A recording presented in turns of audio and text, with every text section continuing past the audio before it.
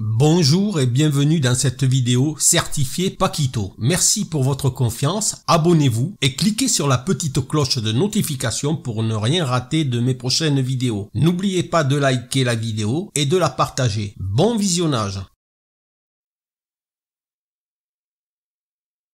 Bien souvent, on se contente de dire que l'opposition est le fait de positionner son roi à une case impaire du roi adverse. On oublie souvent d'en détailler bien d'autres choses que je me dois de vous raconter. On distingue plusieurs sortes d'opposition. Il y a d'abord l'opposition réelle, à savoir lorsque les deux rois sont situés sur la même rangée, la même colonne ou la même diagonale et séparés par un nombre impair de cases. Lorsqu'il n'y a qu'une case entre les deux rois, l'opposition est dite immédiate. Il y a aussi l'opposition virtuelle. C'est lorsque les rois occupent deux cases qui se trouvent sur les deux sommets opposés d'un rectangle dont les quatre sommets sont de la même couleur. Tout ceci n'a pas l'air si simple. Je vais donc vous montrer cela avec un bon diagramme pour mieux comprendre. Plaçons le roi blanc en E4. Si le roi noir est en E2, E6, C4 ou G4, les blancs ont l'opposition réelle immédiate.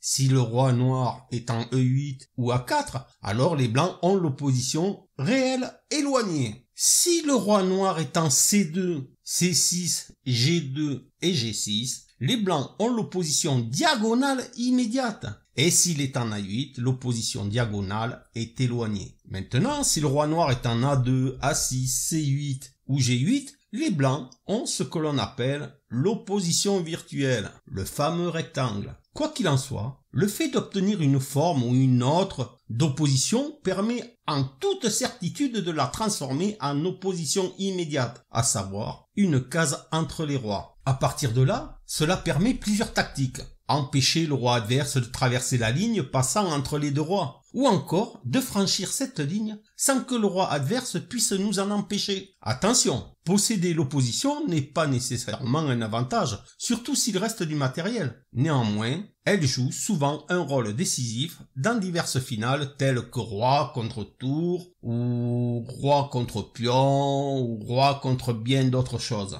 En théorie, l'opposition va plus loin avec ce que l'on appelle les cases conjuguées, car les cases conjuguées tiennent compte de la présence de pions qui interdisent des mouvements de roi. Cela fait partie d'une autre vidéo car cela mérite d'être approfondi. Revenons à nos moutons. Voici un exemple simple de domination de roi adverse à l'aide de l'opposition. Ici, roi B6 prend l'opposition sur le roi noir. Le roi noir est obligé de jouer et de perdre l'opposition qu'il aurait, si ce n'était pas à lui de jouer. En faisant cela, il cède le pas au roi blanc. On dit que le roi prend l'opposition. Par exemple, sur roi A8, il suivrait roi C7 et le pion B6 avancerait jusqu'à faire une promotion. Sur roi C8, roi A7 ferait de même. Le pion B6 serait inarrêtable. Si on va au plus profond de l'analyse, on pourrait dire que l'opposition est propre au roi et aucune autre pièce. En effet, en se lorgnant d'une seule case, les règles du jeu font que l'un ne peut s'approcher de l'autre.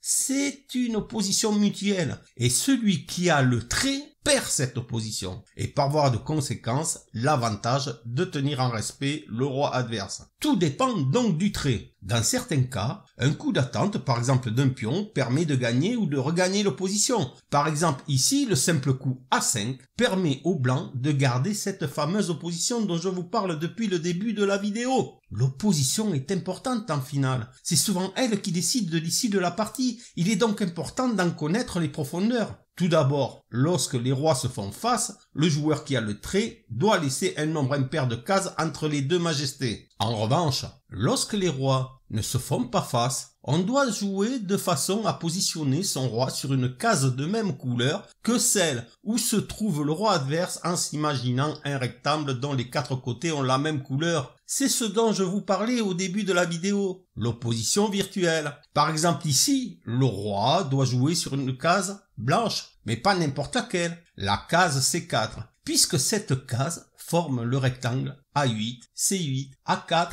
C4. Merci d'avoir pris le temps de regarder cette vidéo et à bientôt pour d'autres explications sur d'autres incroyables secrets des échecs. Merci pour avoir visionné cette vidéo. Abonnez-vous et cliquez sur la petite cloche de notification pour ne rien rater de mes prochaines vidéos. N'oubliez pas de liker la vidéo et de la partager. N'hésitez pas également à découvrir tout ce qui se trouve dans le descriptif de cette vidéo. À bientôt!